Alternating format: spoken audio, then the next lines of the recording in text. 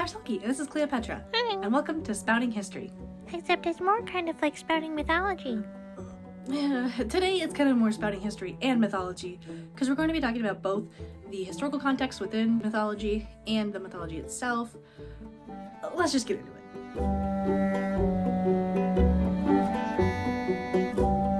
Now, Cleo, did you know that you were actually named after a goddess? Your name is Cleopatra, and Cleo is the Greek goddess of history. Yeah, can't you tell? I'm pretty. I mean, that doesn't really have anything to do with it. Okay. We're not talking about her. Today we're talking about the Araneas, or the Furies, or the Eumenides, depending on who you ask, which are three of my favorite goddesses. So the Araneas, which means perhaps dark or murky, the Eumenides, meaning the kindly ones, or just the Furies, meaning those with fury, those who are furious, are three sister goddesses that presided over vengeance and retribution for things that broke the law. And when I mean the law, I mean natural law, not just humans' laws. Wait, okay, what are those laws? In particular, they persecuted things like perjury, homicide, unfilial conduct, which will come up a lot in this episode, or crimes against the gods.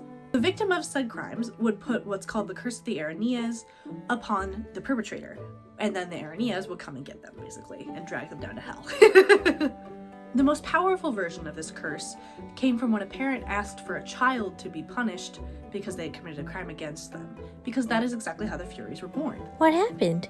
We'll get into it. Long ago, when the Titans took the throne of heaven away from their father Ouranos by force, they also castrated him. The blood from that act fell to Earth, where it created a couple of different beings, three of which being the Araneas. In mythology, the earliest mentions of the Araneas seem to be just as personifications of curses, rather than actual goddesses of anything in particular. But later, they would evolve into those who persecute those people when the curse is called upon them. That's great and all, but where are you getting your information in the first place? That's a great question, Cleo, and thank you. We should always cite our sources when we're doing any kind of research. The thing that I just told you about, the birth of the Araneas, that's from the Hesiod's Theogony, which is basically from the 7th or 8th century BCE.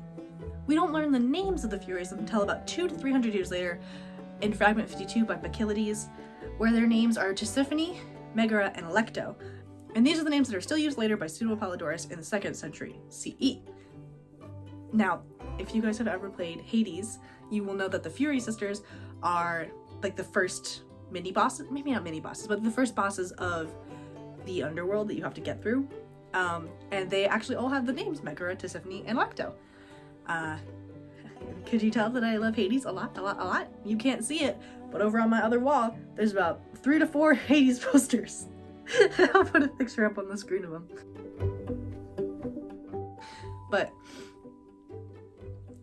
just saying that their impact and their names have lasted even till now. So that's really sick and really cool. Aeschylus, who we're going to talk a lot about today, in his play The Eumenides, mentions that their parents are solely Nyx, whereas the Orphic Mysteries, which I'll have to do a whole video on, because that's a whole complicated mess, and I did my senior thesis on them, so we'll get to it eventually. Nerd. Okay, you don't have to call me a nerd every single episode. Yes, I do. Alright, whatever. Anyway, the Orphic Mysteries say Hades and Persephone say Hades and Persephone were their parents. Well, which one's the right one? Well, none of these in particular are or are not the correct source. That's so confusing. I know, it's not really helpful, but that's kind of just how mythology works, is there's the oldest source, and then there's the newer stuff, and neither of them are as wrong or as right as the others because they were typically widely believed. So it doesn't really matter what happened, it matters what the people believed happened. Does that make sense? Yeah, that makes sense. Okay, cool, we're on the same page again. We also have very little mention of what the Eumenides actually looked like until Aeschylus in the 5th century BCE, where one of his characters from the Orestia mentions, you handmaidens, look at them there, like Gorgons, Medusa and her sisters, wrapped in sable armaments and twined with swarming snakes. Aeschylus also says in the Libation Beaers, which is the play before the Eumenides, we'll get into that, like I said, said that their eyes were simply dripping blood, which is disgusting, and also then contradicted by himself, saying that when they were asleep, their eyes were dripping rheum, which is like having a lot of eye boogers or like having a lot of discharge from the eyes. That's also disgusting. You wouldn't know anything about having discharge from the eyes or the nose or anything because you're a puppet and you can't get sick. And I'm sick right now, so I don't want to hear it. Okay, geez. Another character in the Eumenides play, which is the one before the Libation Bearers, again, we'll get into it, one of the priestesses of Apollo, says that the Furies look like aged children. That's also horrible. I know, it kind of reminds me of the Ghost of Christmas Past, where it kind of looks like an old person and a child at the same time, which is just really freaky, and I think does a really good job of explaining how they may not have been monstrous, but these ladies were still pretty freaky. P.G. Maxwell Stewart writes that their faces may have borne some resemblance to humanity, if crinkled and ugly, and loathsome because of their rheumy eyes. We may dismiss, therefore, that any idea of there being physical monstrosities are far removed from the natural world. This lines up with the vase paintings that we have of the Furies, where they kind of just look like normal women. They don't seem to have anything scary or monstrous about them, especially in comparison to the way that Medusa and her sisters, the Gorgons, which Orestes compares them to, look like in typical depictions. Their age would make sense too, if they look like aged children, because Barbara Hughes Fowler argues that the goddess's evolution from curses personified would have included things like, quote, disease, old age, and death, unquote. Like the Caries, the spirits of violent death, which they may have evolved from.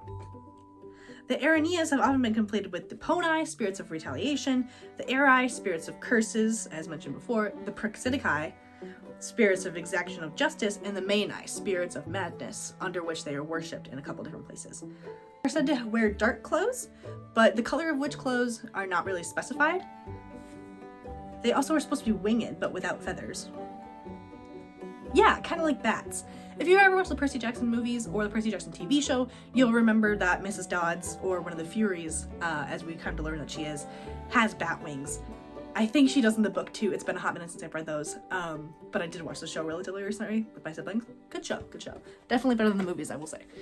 And if you have a problem with Annabeth being black, come fight me at my house. Anyway, the Furies supposedly have kind of like bat-like wings, or at least kind of be interpreted that way. The word that mentions them and their wings can either be interpreted as wingless or featherless, but they're always depicted with wings. So it's kind of not a stretch to assume that maybe they have like bat wings. But again, it doesn't really matter because these are, fictional characters, kind of whatever. Believe what you will. I personally love the bat wing theory because it really distinguishes them from the Gorgons, who also have like a snake motif and like are supposed to be kind of scary. So it sets them apart a lot. And wouldn't it also be kind of cool if they had like kind of like bat-like faces? They don't in any depictions I've ever seen, but wouldn't that be sick? Maybe I'll have to draw that. You said they were worshipped in a couple of different places. Who says that, and where? Great question. So according to Pausanias, who was a Roman mythographer, they were worshipped in Megalopolis under the name of the Mani, in Athens as the Eumenides, where they had a festival in their honor that we'll get to. Again, this is a really big thing in Aeschylus' play, the Eumenides, that we're going to talk about. And at Aeschylus and Cyrenia. They were worshipped because they upheld order, and also to be like, hey, I worshipped you and I prayed to you, and now please help me in my time of need. Does that make sense? Yeah, I think so. Now, the story of how the Araneas began to be worshipped rather than feared is what Aeschylus writes about in the 5th century BCE. That is one of the big plots in his trilogy of plays called the Orestia. I won't get too much into the first play, I'll just kind of break down the real quick plot points because the Furies don't come into that one until like the end of the second play, but it is a trilogy and you need to understand all of them in order to understand why the Furies are here in the first place. Okay, let's go. Agamemnon, number 1. Agamemnon is king of Argos, which is a kingdom in Greece, and he's just returned from fighting in the Trojan War for the past 10 years. So it's been a hot minute since he's been home, and his wife has gotten accustomed to ruling without him. It also did not help that he brought back a captive princess named Cassandra, and I'm sure that put their marriage on the rocks. Yeah, if my husband ever did that, I would give him the real one too. Okay. Sorry. Hoping to rule Argos together, Clytemnestra, Agamemnon's wife, and her lover, who happens to be Agamemnon's cousin, Aegetheus, you don't need to remember his name, kill both Agamemnon while he's in the bath and Cassandra, which actually fulfills Cassandra's prophecy. Cassandra was the princess cursed by the god Apollo after she rebuked his kind of creepy advances. And he cursed her to have the knowledge of the future, but that whenever she had a prophecy, no one would ever believe her. So Agamemnon is dead at Clytemnestra's hand. Their son, Orestes, who the series is named after, the Orestia, is returning from adventures of his own, or just being out of town, it's kind of unclear. And once he comes across his own father's, tomb, he's like, hey, what? And decides to kill his mother and Aegetheus in return. To be fair, he is also acting on what the Oracle of Apollo told him, and as we learn later, Apollo, directly told the priestess to tell him to do that. That'll get Apollo in a little bit of trouble in a little bit.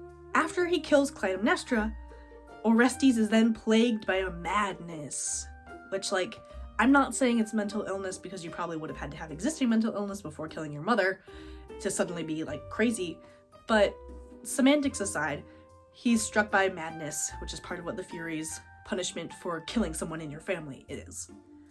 The Furies appear, and they're chasing after him. He runs for a long time and comes to Athens and hides in the Temple of Apollo at Athens. There's this thing in ancient Greek culture that I like to call sacred hospitality. I'm sure there's a big word for it that I'm just not remembering at this time. But basically, anyone who's being persecuted for any kind of crime or did anything wrong can always seek refuge in a temple. So Orestes ran to a temple, didn't he? Exactly. He seeks refuge in the Temple of Apollo, who got him into this mess in the first place.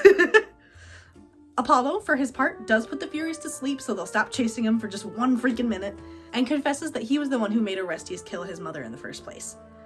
Suddenly, Clytemnestra's ghost appears and tries to wake up the Furies, saying, hey, you are not avenging my death, and that's your whole purpose in this world. Why are you not doing what you were told? And they wake up. Just because they're awake, though, doesn't mean they can really do anything, because he still has the sacred hospitality in Apollo's temple. So the Furies are at a bit of a standoff now. Apollo refuses to give Orestes back, but they can't exactly enter the temple without breaking a law on their own, being the law of hospitality. Apollo also rebuts the Furies' arguments by saying, why in the world are they persecuting just Orestes when Clytemnestra also killed somebody? Oh, actually, he's got a pretty good point there. Yeah, that does make a lot of sense on the first level, right? But the Furies argue back that the reason that they're not fighting for Clytemnestra to be punished as well is because she and Agamemnon did not have a bind outside of marriage, whereas Orestes and Clytemnestra are bound by blood being part of the same family, because Orestes is Clytemnestra's son. Therefore, they do not need to persecute Clytemnestra because that doesn't fall under their duties and their jurisdiction, whereas matricide and unfilial conduct, hey, killing your mom, does in fact fall under their jurisdiction. Apollo is pissed off at this point. I would be too, I get it. Saying that if he didn't help Orestes, no one else would ever ask him for help anymore. But the Erinyes, of course, do not care. Yeah. They just want to avenge. That's their sole purpose. Well, now what in the world are they going to do? This seems impossible. I know, it does kind of seem impossible. But Apollo, sensing the impasse, suggests that they go to the Temple of Athena, because she's both the goddess of wisdom and the patron goddess of the city. They go to the Temple of Athena, and Athena brings a jury with her. When she asks Orestes whether or not he actually committed the crime, Orestes confesses his guilt, but does mention that it was kind of Apollo's fault by telling him to do that. Apollo argues, in kind of a nasty way, that a mother is not really a parent to a child, rather just the host for the, quote, newly planted seed. Therefore, his mother is not biologically blood related to him.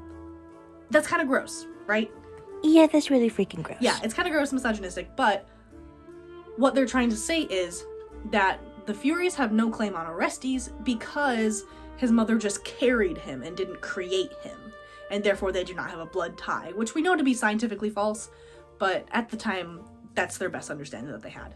Athena makes a jury of Athenian citizens, because again, we're in Athens, which is her city, and asks them to cast their votes for or against Orestes. She makes the final judgment, though, as goddess of wisdom, and casts her ballot in favor of Orestes. Orestes is overjoyed and vows that his kingdom of Argos will never attack Athens. Oh, I bet the Furies were really mad about that one, weren't they? Yeah, they were really mad. They were really upset. Athena asks them, though, to not bring suffering and hatred to Athens in exchange for a temple of their own, requesting that they, quote, do good, receive good, and be honored as the good are honored. You can be landowners in this country if you will, in all justice, with full privilege. They accept and now are known as the kindly ones, a polite euphemism, or the Eumenides. They still seek vengeance against the evil and wicked, but then they also help the people of Athens. That's why you would want to worship these goddesses, because if you're an Athenian, they are also kind of pledged to help your city, so you want to be on their good side, right?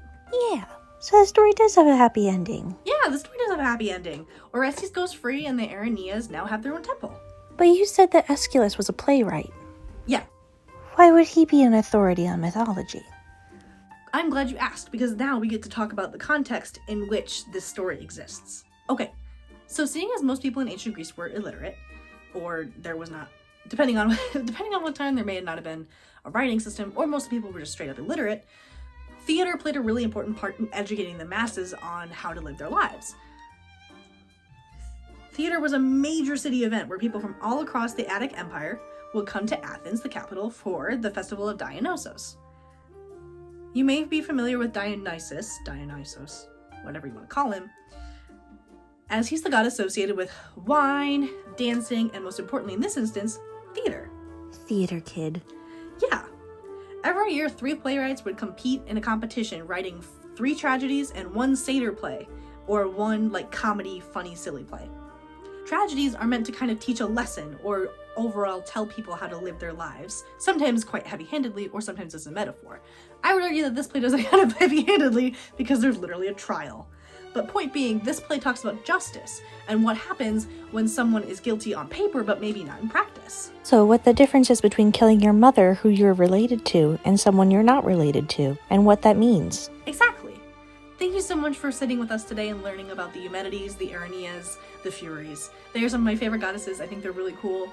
And I also hope you enjoyed the really cool art that I was able to find that displayed a lot of what happened in the Orestia. And thank you so much. We will see you next time. All of my sources are in the description, and if you saw a little number in the corner of the screen, I don't know which corner it'll be in, that is the number of the source, unless I say it outright. Hey, editing Selkie, I did not, with the TikTok ban and CapCut being part of that, which is what I used to edit, I was so over it, so I just deleted CapCut and TikTok, because I was like, I'm not falling for that.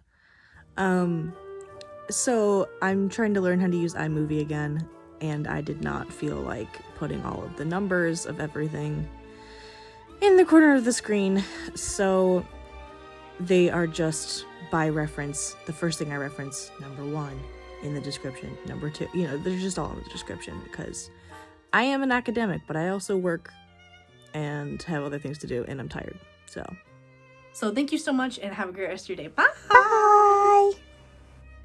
Oh, my arm hurts so bad. Oh, man. Raw!